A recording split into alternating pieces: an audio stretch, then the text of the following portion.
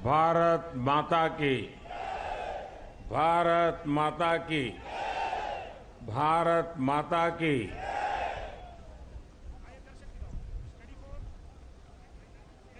आज प्रातः मैं बेंगलुरु में था। सुबह बहुत जल्दी पहुंचा था।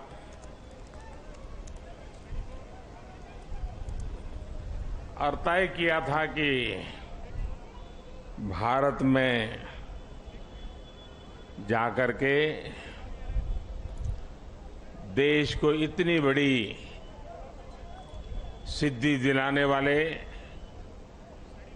वैज्ञानिकों के दर्शन करूं। और इसलिए मैं सुबह सुबह वहां चला गया। लेकिन वहां जनता जनार्दन ने सुबह से ही, सूर्योदय से भी पहले हाथ में तिरंगा लेकर के चंद्रयान की सफलता का जिस प्रकार का उत्सव मनाया, वो बहुत ही प्रेरित करने वाला था। और अभी कड़ी धूप में सूरज बराबर तप रहा है और इस महीने की धूप तो चमड़ी को भी चीर देती है। ऐसी कड़ी धूप में आप सबका यहां आना और चंद्रयान की सफलता को सेलिब्रेट करना और मुझे भी सेलिब्रेशन में हिस्सेदार बनने का सौभाग्य मिले, ये भी मेरा सौभाग्य है। और मैं इसके लिए आप सबका अभिनंदन करता हूं। आज जब मैं इसरो पर सुबह पहुंचा था तो चंद्रयान द्वारा जो तस्वीरें ली गई थी, उन तस्वीरों को पहली बार रिलीज करने का भी मुझे सौभाग्य मिला। शायद अब तो आपने भी टीवी पर वो तस्वीरें देखी होगी। वो खूबसूरत तस्वीरें अपने आप में एक बहुत बड़ी वैज्ञानिक सफलता की एक जीती जागती तस्वीर हमारे सामने प्रस्तुत हुई। आमतौर पर एक परंपरा है दुनिया में कि इन प्रकार के सफल अभियान के साथ उस पॉइंट का कोई न कोई नाम दिया जाए।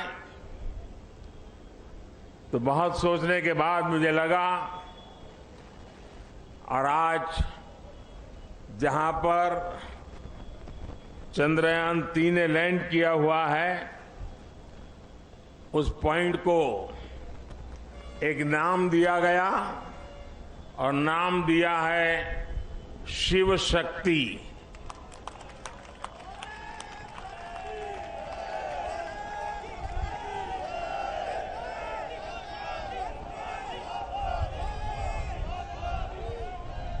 और जब शिव की बात होती है तो शुभम होता है, और शक्ति की बात होती है तो मेरे देश की नारी शक्ति की बात होती है। जब शिव की बात होती है तो हिमालय याद आता है, और शक्ति की बात होती है तो कन्याकुमारी याद आता है। हिमालय से कन्याकुमारी तक की इस भावना को उस पॉइंट में प्रतिबिंबित करने के लिए इसका नाम शिव शक्ति तय किया है। इसके साथ ही 2019 में चंद्रयान 2, उस समय नाम रखने की चर्चा मेरे सामने आई थी, लेकिन मन तैयार नहीं था। भीतर ही भीतर मन ने संकल्प कर लिया था कि पॉइंट 2 को भी नाम तब मिलेगा जब हम सच्चे अर्थ में हमारी यात्रा में सफल होंगे। और चंद्रयान 3 में सफल हो गए तो आज चंद्रयान 2 का जो पॉइंट था उसका भी नामकरण किया और उस पॉइंट का नाम रखा है तिरंगा। हर संकटों से जूझने का सामर्थ्य तिरंगा देता है। हर सपने को साकार करने की प्रेरणा तिरंगे देता है। और इसलिए 2 में विफलता मिली, 3 में सफलता मिली, तो प्रेरणा बन गई तिरंगा। और इसलिए जो पॉइंट 2 चंद्रयान-2 जो पॉइंट के रूप में अब तिरंगा के रूप में जाना जाएगा। और भी एक महत्वपूर्ण बात आज सुबह मैंने कही है। 23 अगस्त भारत की वैज्ञानिक विकास यात्रा में एक मील का पत्थर है और इसलिए हर वर्ष भारत 23 अगस्त को नेशनल स्पेस डे के रूप में मनाएगा। साथियों, मैं पिछले दिनों ब्रिक्स समिट के लिए साउथ अफ्रीका में था। इस बार साउथ अफ्रीका के ब्रिक्स समिट के साथ साथ पूरे अफ्रीका को भी वहां निमंत्रित किया गया था। और ब्रिक्स समिट में मैंने देखा शायद ही दुनिया का कोई व्यक्ति हो जिसने चंद्रयान की बात न की हो, बधाई न दी हो। और जो बधाइयां मुझे वहां मिली है वो आते ही मैंने सब वैज्ञानिकों के सामने उनको सुपुर्द कर दी है और आप सबको भी सुपुर्द कर रहा हूं कि पूरे विश्व ने बधाइयां भेजी है। साथियों, हर कोई ये जानने का प्रयास करता था चंद्रयान की यात्रा के संबंध में, ये कालजयी उपलब्धि के संबंध में, और नया भारत, नए सपने, नए संकल्प और नई सिद्धि एक के बाद एक दुनिया के अंदर एक नया प्रभाव अपना भारत के तिरंगे का सामर्थ्य अपने सफलताओं के आधार पर, अचीवमेंट्स के आधार पर आज दुनिया अनुभव भी कर रही है, स्वीकार भी कर रही है और सम्मान भी दे रही है। साथियों, ब्रिक्स समिट के बाद मेरा ग्रीस जाना हुआ। 40 साल बीत गए, भारत के किसी प्रधानमंत्री ने ग्रीस की यात्रा नहीं की थी। मेरा सौभाग्य है कि बहुत सारे काम जो छूट जाते हैं मुझे ही करने होते हैं।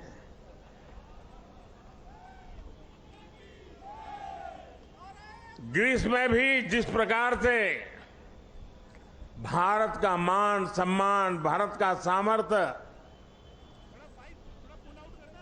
और ग्रीस को लगता है कि भारत और ग्रीस की दोस्ती, ग्रीस एक प्रकार से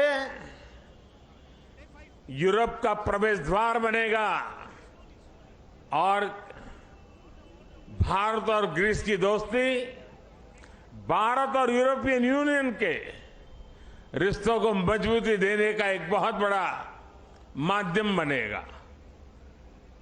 साथियों, आने वाले दिनों में कुछ दायित्व हमारे भी हैं।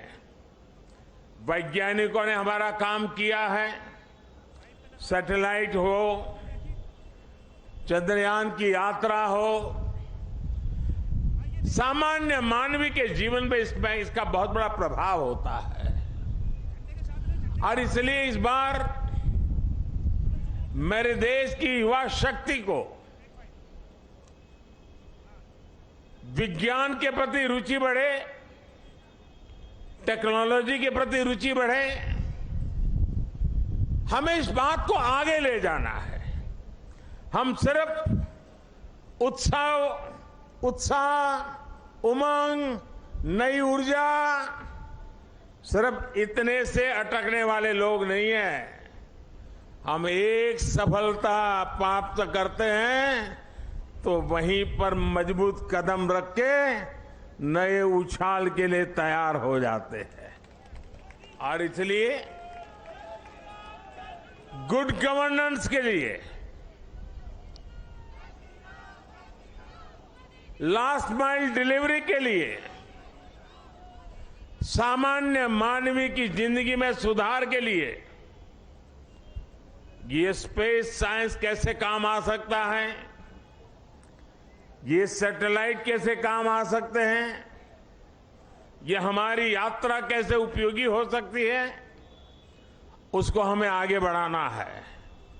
और इसलिए मैंने सरकार के सभी विभागों को सूचित कर रहा हूं कि वे अपने अपने विभाग में जो जन सामान्य से जुड़े काम है, उन कामों में स्पेस साइंस का, स्पेस टेक्नोलॉजी का, सैटेलाइट के सामर्थ्य का डिलीवरी में कैसे उपयोग करें, क्विक रिस्पांस में कैसे उपयोग करें, ट्रांसपेरेंसी में कैसे उपयोग करें, परफेक्शन में कैसे उपयोग करें, उन सारे बातों की ओर वो अपनी समस्याओं को खोज के निकाले। और मैं देश के नौजवानों को आने वाले दिनों में हैकेथॉन ऑर्गेनाइज करना चाहता हूं। पिछले दिनों कई हैकेथॉन में देश के लाखों विद्यार्थी 30-30, 40-40 घंटे नॉन स्टॉप काम करके बढ़िया बढ़िया आइडिया दिए हैं और उसमें से एक वातावरण पैदा हुआ है। मैं आने वाले दिनों में ऐसे हैकेथॉन की बड़ी श्रृंखला चलाना चाहता हूं ताकि देश का जो यंग माइंड है, यंग टैलेंट है और जो जन सामान्य की मुसीबतें हैं, इसके सॉल्यूशन के लिए ये स्पेस साइंस, सैटेलाइट से टेक्नोलॉजी, उसका उपयोग करें। उस दिशा में हम काम करेंगे। इसके साथ साथ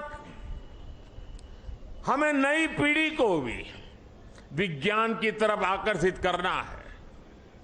21वीं सदी टेक्नोलॉजी ड्रिवन है और दुनिया में वही देश आगे बढ़ने वाला है जिसकी साइंस और टेक्नोलॉजी में महारत होगी।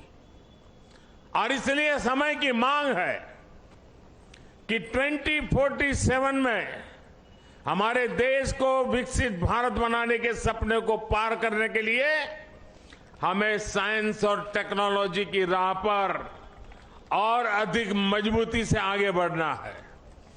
हमारी नई पीढ़ी को बचपन से ही साइंटिफिक टेम्पर के साथ आगे बढ़ने के लिए तैयार करना है। और इसलिए ये जो बड़ी सफलता मिली है, ये जो उमंग है, उत्साह है, उसको अब शक्ति में चैनलाइज करना है।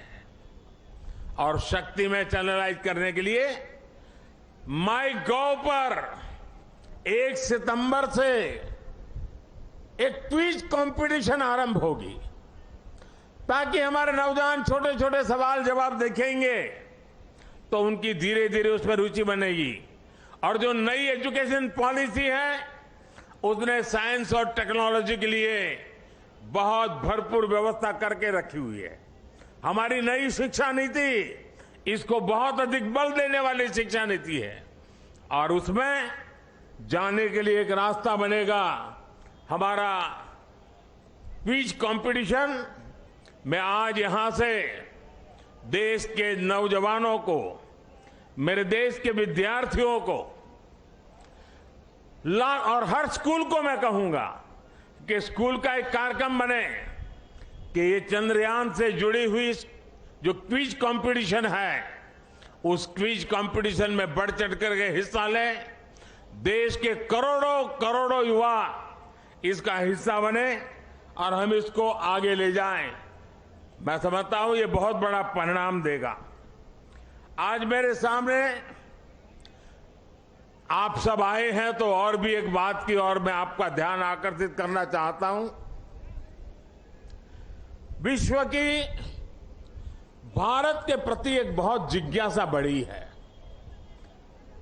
आकर्षण बढ़ा है, विश्वास बढ़ा है।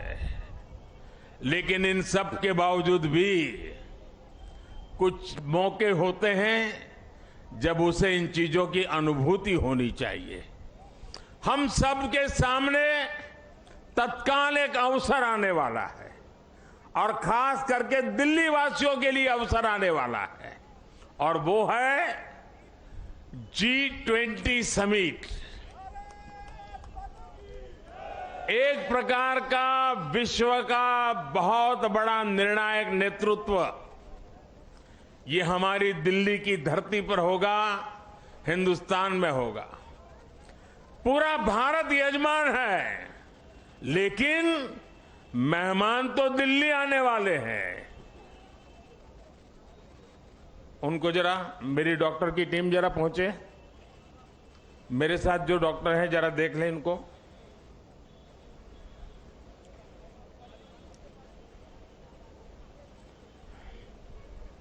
उनको हाथ पकड़ के ले जाइए, बिठा दीजिए कहीं और जूते वगैरह खोल दीजिए।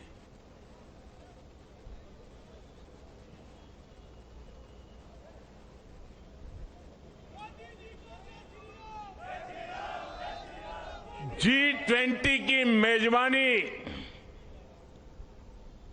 पूरा देश मेजबान है, लेकिन ज्यादा से ज्यादा जिम्मेवारी मेरे दिल्ली के भाइयों बहनों की है, मेरे दिल्ली के नागरिकों की है। और इसलिए देश की साख पर रत्ती भर भी आंच न आए, ये हमारे दिल्ली को करके दिखाना है। देश की आन बान शान का झंडा ऊंचा करने का सौभाग्य, अतिथि देवो भव के हमारे संस्कार है। हमारी तरफ से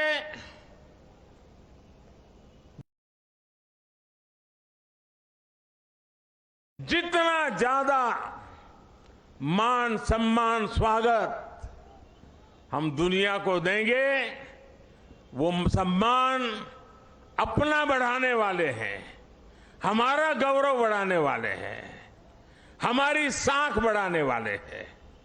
और इसलिए सितंबर में 5 तारीख से लेकर के 15 तारीख तक बहुत सारी गतिविधियां यहां रहेगी।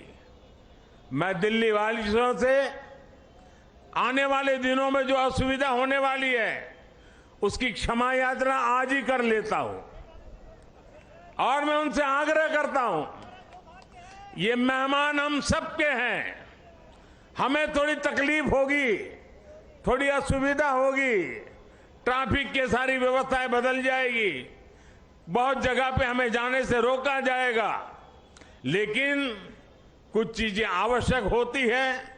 और हम तो जानते हैं, परिवार में अगर शादी भी होती है ना, तो घर के हर लोग कहते हैं अगर नाखून काटते समय थोड़ा सा अगर खून निकल गया हो तो भी लोग, अरे भाई संभालो, घर में अवसर है, कुछ चोट नहीं लगनी चाहिए, कुछ बुरा नहीं होना चाहिए। तो ये अपना बड़ा अवसर है। एक परिवार के नाते ये सारे मेहमान हमारे हैं। हम सबके प्रयासों से ये हमारा G20 समिट शानदार हो, रंग बिरंगा हो, हमारा पूरा दिल्ली रंग राग से भरा हुआ हो। ये काम दिल्ली के मेरे नागरिक भाई बहन करके दिखाएंगे, ये मेरा पूरा विश्वास है। मेरे प्यारे भाइयों बहनों, मेरे परिवारजनों, कुछ ही दिन के बाद रक्षाबंधन का पर्व आ रहा है। बहन भाई को राखी बांधती है, और हम तो कहते आए हैं चांदा मामा, बचपन से ही पढ़ाया जाता है चांदा मामा। हमें बचपन से सिखाया जाता है धरती माँ। धरती माँ है, चांदा मामा है, मतलब कि हमारी धरती माँ चांदा मामा की बहन है। और इस राखी का त्योहार ये धरती माँ